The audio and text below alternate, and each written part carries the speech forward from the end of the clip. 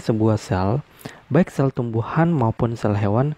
Kemudian di dalamnya ada organel yang disebut dengan mitokondria. Kemudian kita perbesar.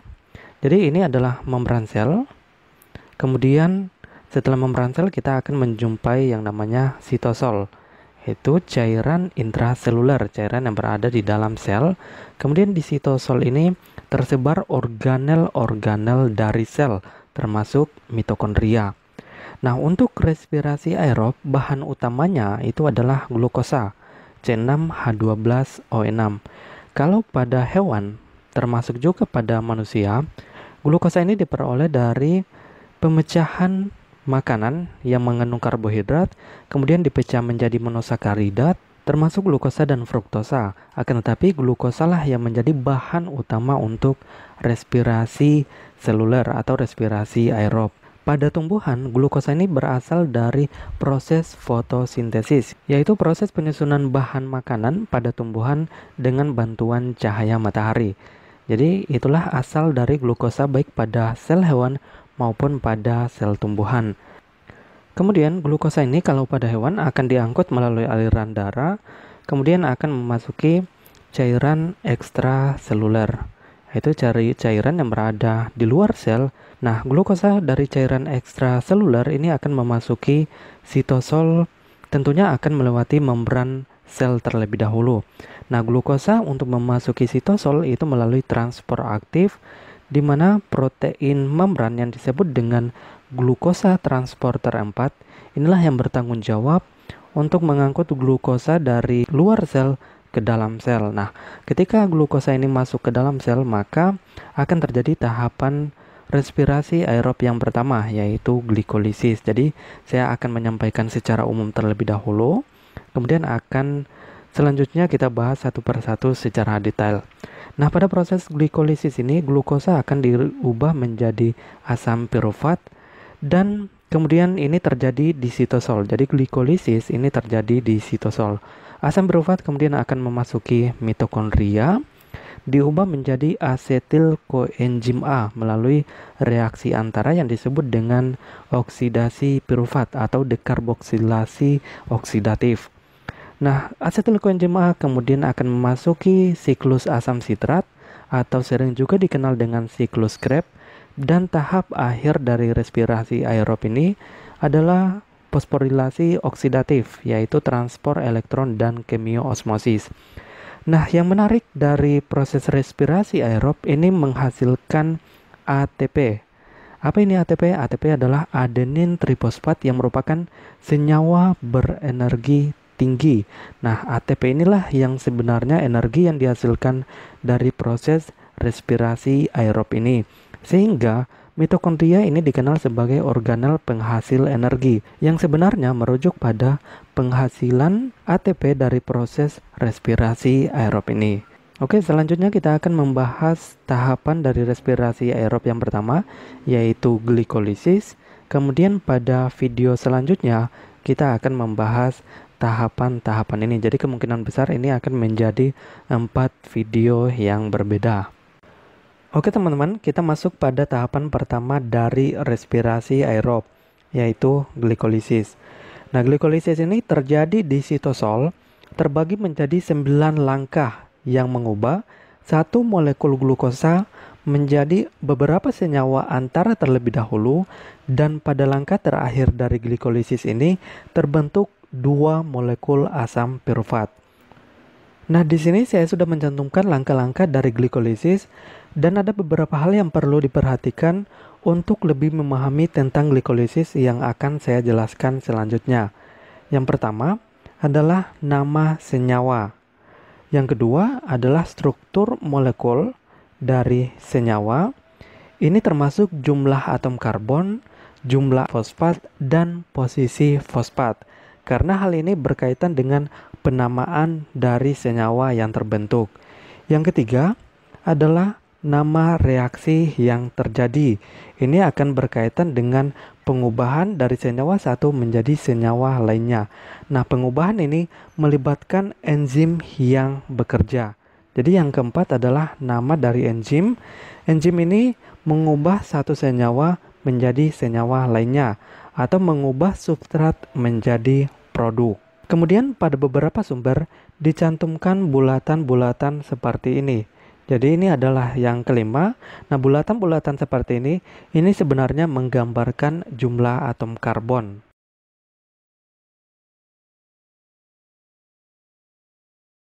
Oke teman-teman, kita mulai untuk langkah pertama dari glikolisis, yaitu pengubahan glukosa menjadi glukosa 6-fosfat. Nah, ingat bahwa glukosa ini merupakan gula yang berkarbon 6, sehingga pada beberapa sumber dicantumkan bulatan-bulatan seperti ini. Ini artinya bahwa glukosa ini memiliki atom karbon sejumlah 6. 1, 2, 3, 4, 5, dan 6. Kita lihat untuk struktur molekul dari glukosa.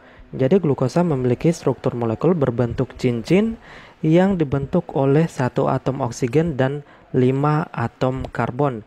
Jadi kalau pada struktur molekul berbentuk cincin seperti ini, atom karbon itu tidak dituliskan karena membentuk rangka bagi struktur molekul berbentuk cincin seperti ini. Kalau saya tuliskan 1 atom oksigen pada sudut pertama, kemudian saya arah jarum jam, karbon nomor 1 di sini, karbon nomor 2, kemudian karbon nomor 3 di sini, karbon nomor 4 yang ini, dan karbon nomor 5. Nah, karbon nomor 6 itu terikat pada karbon nomor 5 yang ini. Ini adalah karbon nomor 6. Nah, kita perlu mengenal struktur molekul dari glukosa karena ini akan berkaitan dengan dasar penamaan bagi senyawa yang terbentuk pada proses glikolisis ini. Oke, kita lihat yang terjadi pada proses atau langkah yang pertama. Ketika glukosa ini memasuki sel, kemudian akan difosforilasi oleh enzim heksokinase. Jadi enzim yang bekerja pada langkah pertama ini adalah enzim heksokinase. Reaksinya adalah fosforilasi. Apa itu fosforilasi?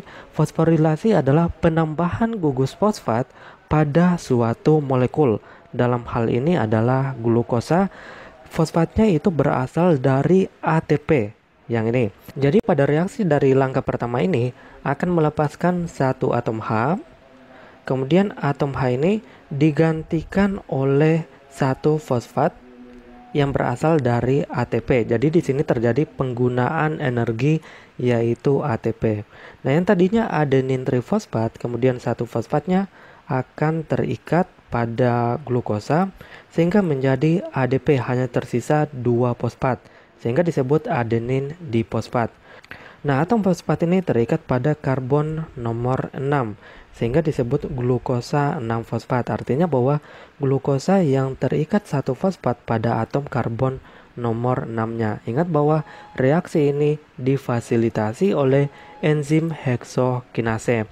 Nah teman-teman, tujuan dari fosforilasi glukosa pada langkah 1 ini yaitu untuk memerangkap gula untuk tetap berada di dalam sel, tidak didifusi kembali keluar sel. Artinya dengan satu fosfat terikat pada glukosa ini akan menjadikan glukosa menjadi ion yang lebih besar, sehingga membran sel atau membran plasma tidak lagi permeabel terhadap glukosa dengan satu fosfat. Kemudian tujuan yang kedua adalah glukosa ini akan menjadi lebih reaktif sehingga akan mudah dibentuk menjadi senyawa lain dalam proses glikolisis ini. Jadi ini adalah langkah pertama, yaitu reaksi fosforilasi oleh enzim heksokinase yang mengubah glukosa menjadi glukosa 6-fosfat.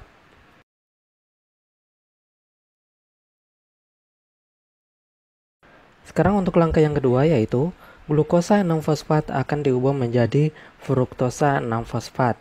Nah, reaksi yang terjadi itu adalah isomerisasi yang dikatalisasi oleh enzim fosfoglukoisomerase. Nah, apa yang terjadi pada langkah kedua ini? Langkah kedua ini adalah isomerisasi. Apa itu isomerisasi? Isomerisasi itu berasal dari kata isomer, yaitu suatu senyawa yang memiliki rumus kimia yang sama tetapi strukturnya yang berbeda. Jadi antara glukosa 6-fosfat dan fruktosa 6-fosfat ini memiliki rumus kimia yang sama, akan tetapi rumus strukturnya yang berbeda. Ini diubah oleh enzim fosfoglukoisomerase. Nah, yang tadinya glukosa 6-fosfat itu berbentuk cincin, jika saya gambarkan kembali akan berbentuk seperti ini. Nah, jadi ini C1, C2, C3, C4, C5, dan C5 itu terikat dengan C6. Maka dengan adanya reaksi isomerisasi, fruktosa 6-fosfat itu akan berbentuk struktur cincin dengan 1 atom oksigen dan 4 atom karbon. Saya gambarkan akan berbentuk seperti ini.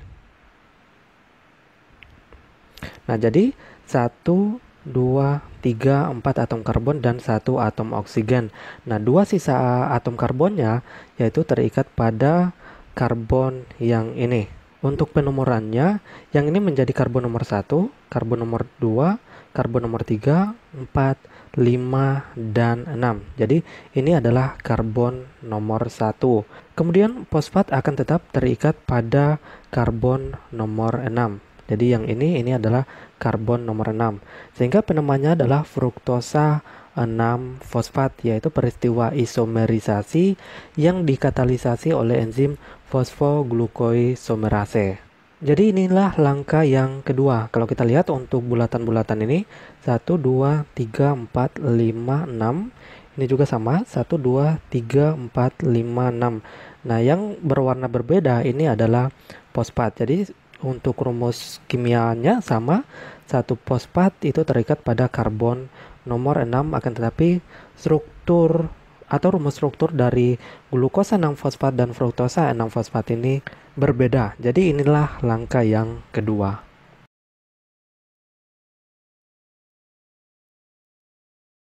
Nah, sekarang untuk langkah yang ketiga dari glikolisis, yaitu perubahan fruktosa 6-fosfat menjadi fruktosa 1,6 bifosfat. Jadi reaksinya sama dengan reaksi yang pertama, yaitu fosforilasi. Apa itu fosforilasi? Seperti yang saya jelaskan sebelumnya, yaitu penambahan fosfat. Nah, fosfat ini diperoleh dari penggunaan ATP. Jadi pada langkah 1 dan langkah ketiga ini terjadi penggunaan energi, yaitu ATP. Sama bahwa adenin trifosfat ini akan satu fosfatnya ditransfer ke karbon nomor 1 dari fruktosa 6-fosfat, sehingga ATP ini menjadi ADP. Nah, satu fosfatnya itu akan terikat pada karbon nomor 1 dari fruktosa, sehingga penamaannya adalah fruktosa 1,6 bifosfat, yaitu fruktosa dengan 2 fosfat yang terikat masing-masing pada karbon nomor 1 dan karbon nomor 6, yaitu ini karbon nomor 1 dan karbon nomor 6 juga terdapat fosfat yang sebelumnya. Jadi fosfat yang baru ditambahkan di sini terikat pada karbon nomor 1.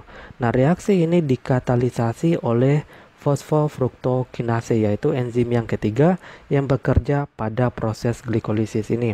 Nah, pada saat pembentukan fruktosa 1,6 bifosfat, ini artinya bahwa dengan penambahan gugus fosfat di kedua ujung yang berlawanan dari gula ini, dari gula fruktosa ini, maka fruktosa 1,6 bifosfat ini siap untuk dipecah menjadi 2 gula yang berkarbon 3, yaitu terjadi pada reaksi yang keempat.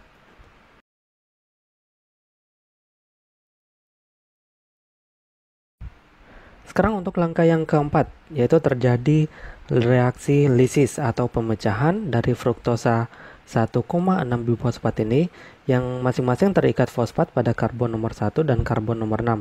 Ini artinya bahwa fruktosa 1,6 bifosfat atau gula ini siap untuk dipecah menjadi masing-masing 3 gula yang berkarbon 3 dengan masing-masing fosfat.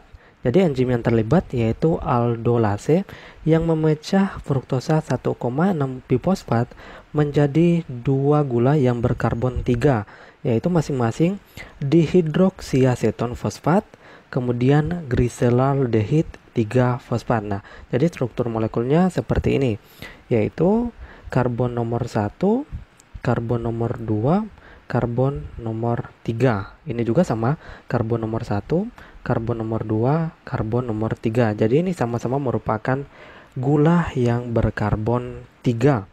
Nah, apa yang terjadi pada proses yang keempat dan kelima ini? Jadi dihidroksiaseton fosfat, kemudian glyceraldehid 3-fosfat ini merupakan masing-masing isomer satu sama lain, artinya memiliki rumus kimia yang sama akan tetapi rumus strukturnya yang berbeda. Oke, di sini ada enzim yang kelima yang berperan yaitu isomerase. Nah, isomerase ini dapat mengubah dihidroksiaseton fosfat menjadi gliseraldehid 3 fosfat atau sebaliknya dari gliseraldehid 3 fosfat menjadi dihidroksiaseton fosfat. Ini namanya adalah reaksi reversibel, artinya reaksi bolak-balik. Tujuannya yaitu untuk mencapai kesetimbangan di dalam sel.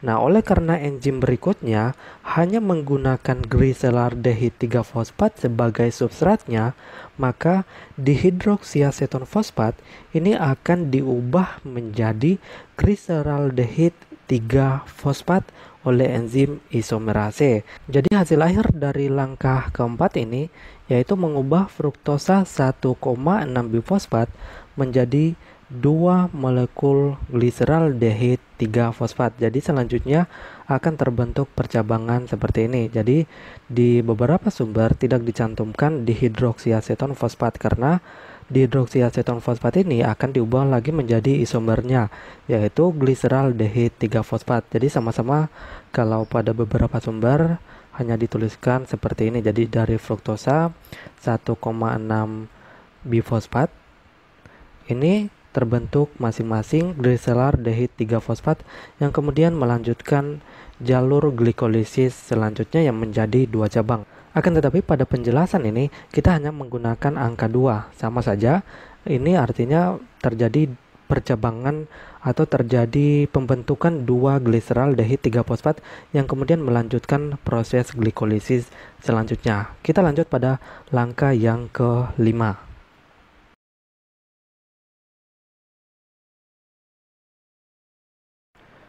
Oke teman-teman, kita masuk pada langkah kelima dari glikolisis, yaitu pengubahan gliseraldehid 3 fosfat menjadi 1,3 bifosfogliserat. Perubahan ini dikatalisasi oleh enzim gliseraldehid 3 fosfat dehidrogenase dengan reaksi yang terjadi yaitu oksidasi dan fosforilasi. Nah teman-teman ingat bahwa pada langkah sebelumnya fruktosa 1,6 bifosfat itu mengalami lisis atau pemecahan menjadi 2 molekul. Yang pertama adalah dihidroksiaseton fosfat dan gliseraldehid 3 fosfat. Akan tetapi dihidroksiaseton fosfat ini kemudian diisomerisasi menjadi gliseraldehid 3 fosfat. Jadi pada langkah sebelumnya hasil bersihnya adalah 2 molekul gliseraldehid 3 fosfat. Kemudian mulai dari langkah kelima ini berarti terjadi 2 proses pada masing-masing gliseraldehid 3 fosfat ini sampai langkah akhir dari glikolisis yang akhirnya menghasilkan 2 asam pirufat. Nah, jadi di sini kita menggabungkan 2 proses ini ditunjukkan dengan angka 2 seperti ini. Jadi jangan bingung, angka 2 ini menunjukkan 2 proses dari pengubahan gliseraldehid 2 molekul gliseraldehid 3 fosfat kemudian diubah menjadi senyawa lainnya pada langkah ke-6 sampai dengan akhir dari glikolisis.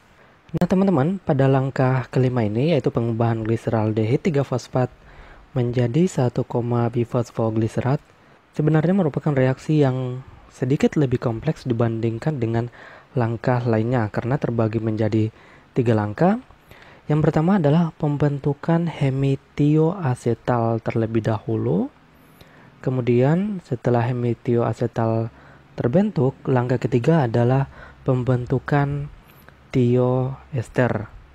Dan yang terakhir, langkah ketiga dari proses yang kelima, tahap kelima dari glikolisis ini adalah pembentukan 1,3 bifosfogliserat. Jadi sebenarnya reaksi kompleksnya seperti ini, yaitu terbagi menjadi 3 tahapan, pembentukan hemitioasetal, kemudian tioester, dan terakhir ini merupakan 1,3 bifosfogliserat. Akan tetapi secara singkatnya seperti ini bahwa pada reaksi yang pertama oksidasi yaitu oleh enzim gliseraldehid 3 fosfat dehidrogenase ini akan mengoksidasi gliseraldehid 3 fosfat yang kemudian akan melepaskan atom hidrogen. Atom hidrogen ini kemudian akan dilepas sehingga akan berikatan dengan NAD. Berarti jika ada 2 gliseraldehid 3 fosfat maka ada 2 atom H yang dilepas yang kemudian berikatan dengan 2 NAD. Nah, produknya apa? Yaitu 2 NADH yang dihasilkan dari langkah kelima ini. Kemudian setelah pelepasan elektron, oksidasi juga akan menyebabkan penggabungan atom oksigen ke gliseraldehid 3 fosfat ini. Sehingga setelah hidrogen dilepas, maka O akan bergabung pada struktur dari gliseraldehid 3 fosfat yang terikat pada karbon nomor 1. Kemudian reaksi yang kedua yaitu fosforilasi. Fosforilasi ingat adalah penambahan fosfat ke dalam suatu molekul. Dalam hal ini adalah gliseraldehid 3 fosfat. Nah, fosfat ini diperoleh dari fosfat inorganik, jadi disimbolkan dengan Pi. Ini merupakan fosfat inorganik atau fosfat anorganik yang terdapat di sitosol. Jadi jika sebelumnya fosfat itu ditransfer dari ATP, akan tetapi fosfat pada langkah kelima ini diambil atau tersedia di sitosol dalam bentuk fosfat anorganik. Berarti jika ada dua molekul gliseraldehid 3 fosfat, maka ada dua fosfat yang akan ditransfer, kemudian akan berikatan dengan atom karbon nomor 1 yang sebelumnya telah teroksidasi dengan penggabungan O. Maka pada prosesnya atau produk dari langkah kelima ini adalah 1,3 bifosfoglycerat, yaitu pada karbon nomor 1 dan karbon nomor 3 masing-masing terikat satu gugus fosfat, sehingga disebut dengan 1,3 bifosfoglycerat.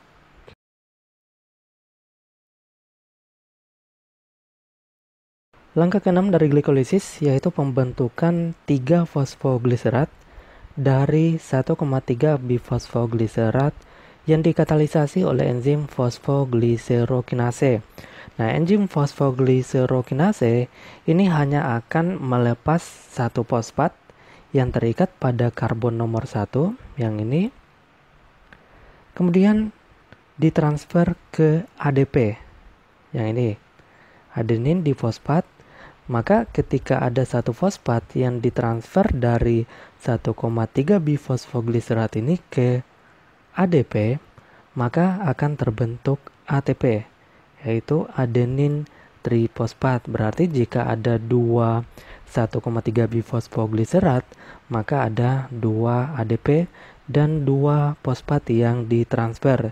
Sehingga pada langkah ke-6 ini terbentuk dua ATP. Sehingga ketika fosfat yang terikat pada karbon nomor 1 dari bifosfoglycerat ini kemudian dilepas membentuk 3 fosfoglycerat, yaitu senyawa dengan satu fosfat terikat pada karbon nomor 3-nya. Ingat, enzim yang bekerja adalah fosfogliserokinase, substratnya adalah 1,3 bifosfoglycerat, dan produk dari langkah ke-6 ini adalah 3 fosfogliserat.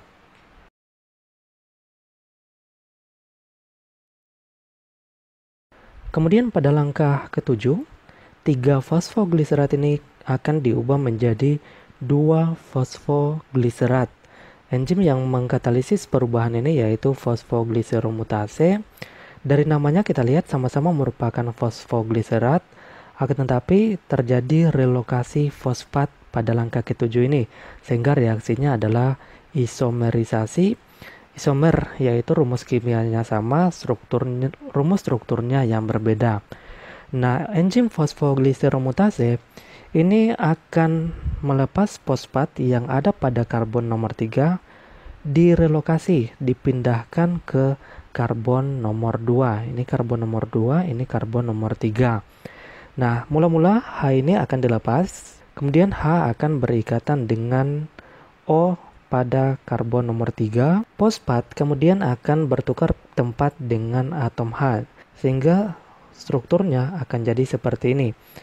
P, fosfat itu terikat pada karbon nomor 2, dan H itu terikat pada karbon nomor 3.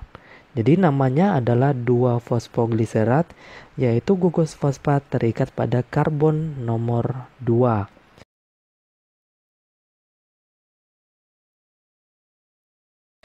Pada langkah ke-8, 2 fosfogliserat ini akan mengalami dehidrasi menjadi fosfoenol pirufat.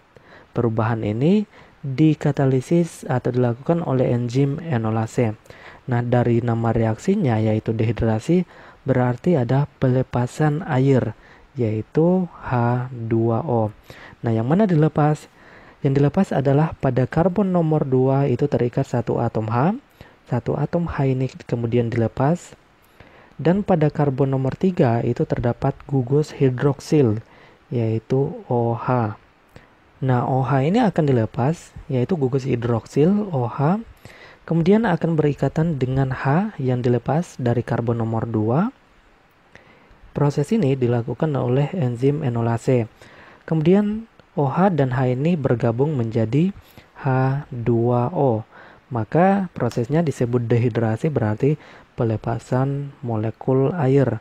Jadi jika ada 2 fosfogliserat, berarti ada 2 molekul air yang dilepas dan terbentuk 2 molekul fosfoenol pirufat pada langkah ke-8 dari glikolisis ini.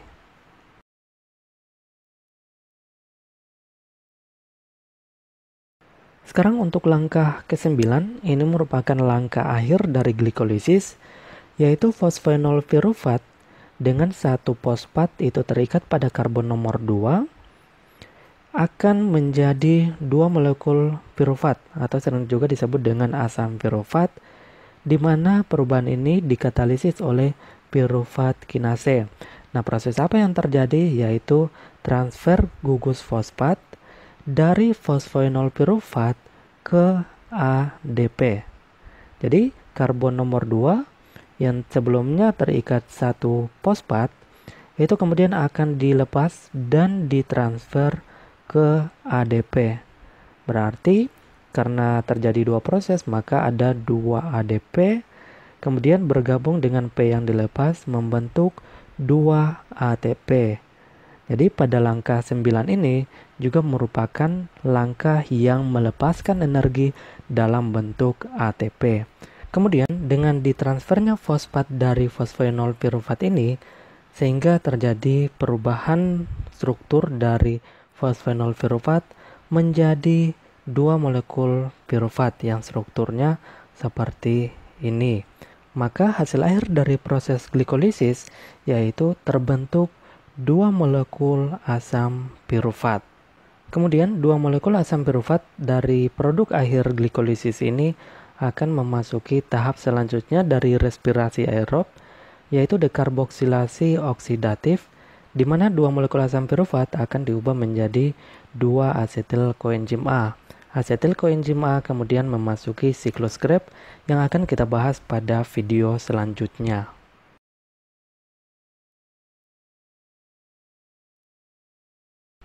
Nah, jadi teman-teman, hasil akhir dari glikolisis yaitu pemecahan glukosa adalah 2 molekul asam pirufat yang juga menghasilkan 4 ATP.